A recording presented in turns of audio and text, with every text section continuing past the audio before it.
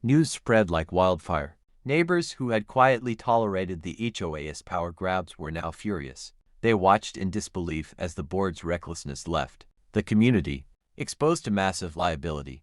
Instead of Mark being fined, the city was preparing to press charges against the HOA itself. The once feared president now looked shaken, her smug confidence replaced by panic. Residents gathered outside her home, demanding answers. Some had already faced unfair fines for lawn decorations or parking. But this was different. This wasn't petty control, this was destruction of public property. The shed that sparked the conflict suddenly seemed insignificant compared to the financial fallout the neighborhood now faced. The community realized something they should have seen long ago. The HOA wasn't protecting them, it was endangering them. And the city wasn't about to let this slide. Within days, officials launched a full investigation.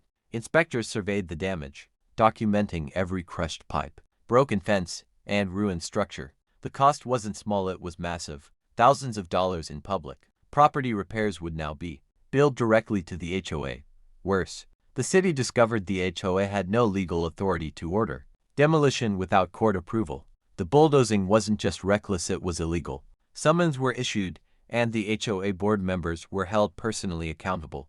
Panic spread through the ranks as homeowners realized their dues had been misused for this operation. The president tried to shift blame onto the contractors, but the paper trail told another story. Her signature was on the order. What began as a petty vendetta against a homeowner had spiraled into a full-blown scandal, and the fallout wasn't over yet. By the end of the ordeal, the HOA was bankrupt. The city's fines, lawsuits from neighbors, and the costs of repairs drained every last dollar.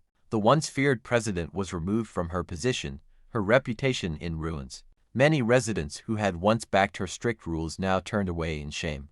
As for Mark, his shed still stood rebuilt stronger than before, with the city confirming he had every right to keep it. The ordeal had united neighbors in a way the HOA never could. Together, they voted to dissolve the board entirely, freeing themselves from years of petty tyranny.